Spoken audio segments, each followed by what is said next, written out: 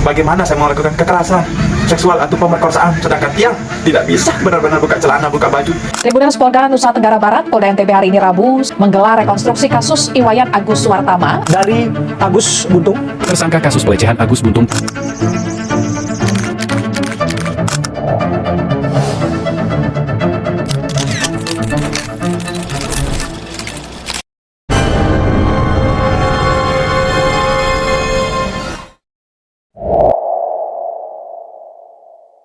Guys, pernah gak sih lu merasa percaya sama seseorang hanya untuk kecewa berat setelahnya? Lu tahu itu namanya apa? Manipulasi sosial. Teknik yang bisa menghancurkan hidup si korban. Dan kasus Agus B adalah contoh nyata bagaimana manipulasi ini bekerja.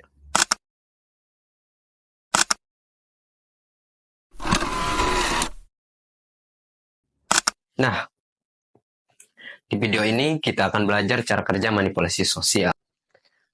Kenapa sih orang mudah terjebak dan bagaimana cara mencegahnya?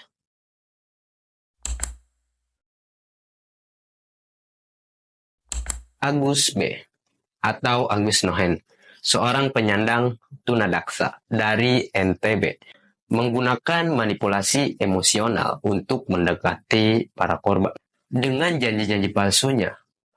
Sampai video ini dibuat, dia berhasil menjebak hingga 15 orang. Rekor yang sangat gila gitu. Yang kemudian melapor atas tindakan pelecehan seksualnya. Lalu, bagaimana cara manipulasi seperti ini bisa bekerja? Yuk kita bahas mekanismenya di segmen berikutnya.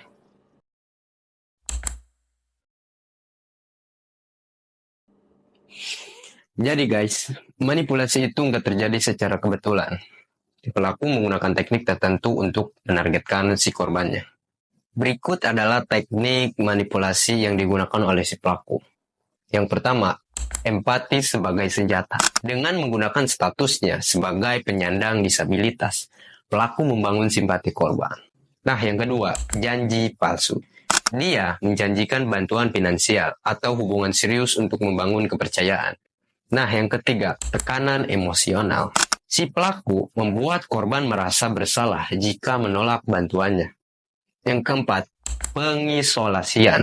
Si pelaku membatasi interaksi korban dengan orang lain dan menciptakan ketergantungan penuh.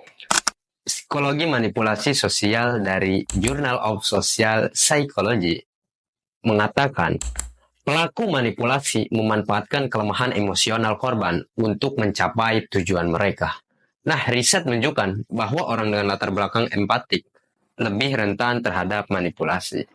Manipulasi ini berhasil karena korban gak sadar apa yang sedang terjadi. Jadi, apa yang kita bisa pelajari? Ya, kita gak bisa mengubah apa yang sudah terjadi. Tapi kita bisa mencegahnya di masa depan.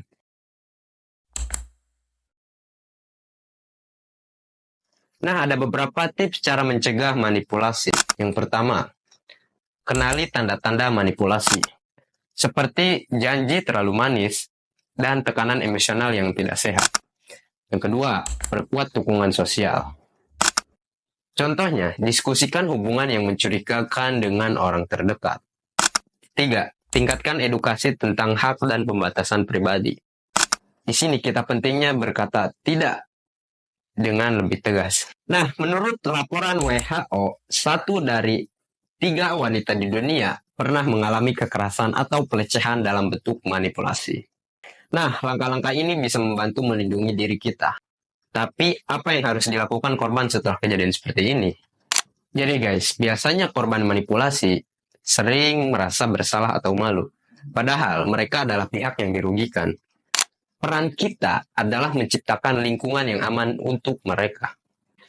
Ada beberapa solusinya. Yang pertama, laporkan tindakan pelecehan. Jangan biarkan pelaku lolos. Hukum harus ditegakkan.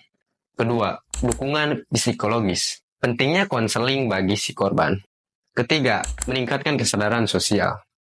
Contohnya, kampanye anti manipulasi dan pelecehan. Jadi guys, kalau kita semua peduli dengan kasus seperti si Agus Buntung ini, bisa dicegah di masa depan. Jadi, manipulasi sosial seperti ini adalah fenomena yang nyata dan sangat berbahaya. Kita harus sadar dan waspada agar tidak terjebak, sekaligus mendukung si korban yang berani bersuara. Nah, kalau lu setuju bahwa edukasi ini penting, jangan lupa like, share, dan subscribe, biar kita bisa terus menyebarkan informasi yang berguna. Disclaimer, semua data dalam video ini didasarkan pada laporan terpercaya dari sumber berita seperti Antara dan riset ilmiah terkini. Nah, video ini tidak dimaksudkan untuk menghakimi individu, tetapi sebagai sarana edukasi untuk mencegah kasus serupa.